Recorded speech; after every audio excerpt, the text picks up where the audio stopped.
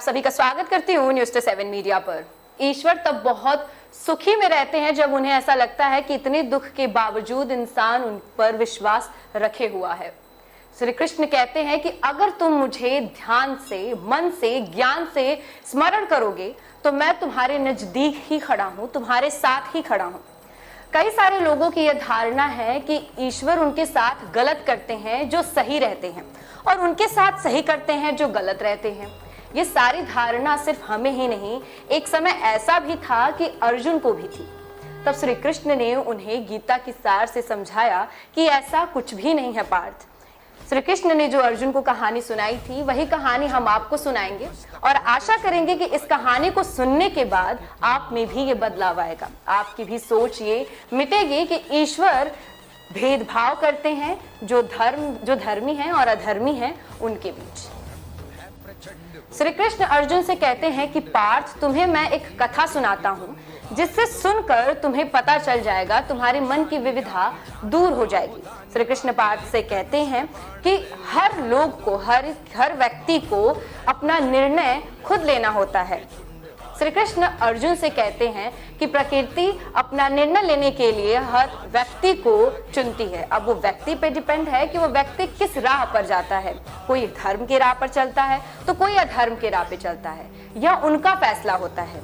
इसी के साथ श्री कृष्ण आगे कहते हैं कि एक नगरी में दो व्यक्ति रहते हैं। एक व्यक्ति जो रहता है वो व्यापारी रहता है, वह पूजा पाठ करता है, दान दक्षिणा देता है, शिष्टाचार वाला व्यक्ति रहता है, बड़ों की आदर करता है, सबकी मदद करता है और मंदिर में जाकर के मंदिर की धुलाई पूजा पाठ हमेशा करता है। दूसरा व्यक्ति इसके तुरंत विपरीत रहता है। उसकी भावना धर्म से में नहीं होती है, वह अधर्मी होता है। वह मंदिर जाता तो है लेकिन पूजा पाठ करने नहीं, वहां के जूते और चप्पल चुराए। एक दिन भारी बारिश के कारण दूसरे व्यक्ति को मौका मिल जाता है मंदिर से मंदिर का धन चुराने का। उस वक्त मंदिर में कोई उपलब्ध नहीं होता है, सिर्फ एक पुजारी रहता है। मौका देखते ही दूसरा व्यक्ति मंदिर में घुसता है और सारे धन को चुरा करके धीरे से वहां निकल जाता है।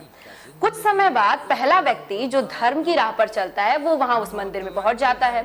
मंदिर के पुजारी अब समझ लेते हैं कि ये वही व्यक्ति है जिसने मंदिर का धन चुराया है और उससे लोग इकट्ठा होकर उसे पीटना शुरू कर देते हैं। किसी तरीके से पहला व्यक्ति अपनी जान बचाकर भागता है लेकिन दुर्भाग्य उसका वहां भी साथ नहीं छोड़ता है। उसका एक कार के साथ एक्सीडेंट हो जाता है। तभी वो दूसरे व्यक्ति से मिलता है जिसके हाथ में धन की पोटली रहती है। वहां वो बहुत दुखी होता है कि मैं आज तक धर्म की राह पर चला, भगवान की पूजा की, मेरे ही साथ ये गलत क्यों होता है। और इसके हाथ में धन की पोटली जो अधर्मी है।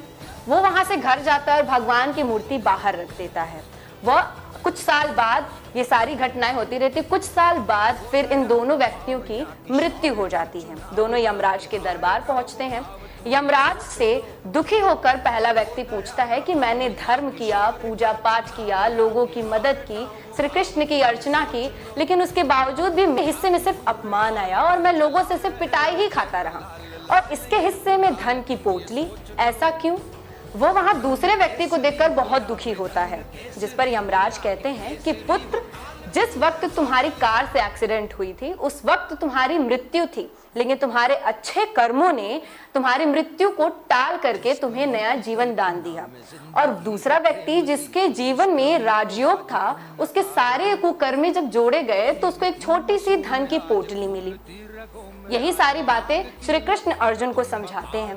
ये सारी कहानी कहने के बाद श्री कृष्ण अर्जुन से कहते हैं कि अर्जुन, तुम्हें कुछ समझ में आया कि मेरे कहने का तात्पर्य क्या था। उन्होंने कहा कि भगवान सबको देखता है कि कौन धर्म कर रहा है, कौन अधर्म कर रहा है। सबके धर्म और अधर्म का फल भगवान स्वयं देते हैं। ऐसा सोचना कि भगवान तुम्हारे कर्मों को नजरअंदाज कर रहे हैं, ये बिल्कुल भी सत्य नहीं है। ये वीडियो उनके लिए है जिनके मन में ये धारणा बन चुकी है कि भगवान अच्छों के साथ बुरा और बुरों के साथ अच्छा करते हैं। सबको अपने कर्म के हिसाब से ही फल देते हैं वो। ऐसे ही जानकारी, ऐसी ही वीडियो आप तक पहुंचती रहे, उसके लिए हमारे चैनल को लाइक, सब्सक्राइब और शेयर करें और कमेंट करना ना भूलें, क्योंकि आपकी राय हमारे लिए बहुत जरूरी है। जुड़े रहिए न्यूज़ 7 मीडिया से, हर खबर सच के साथ।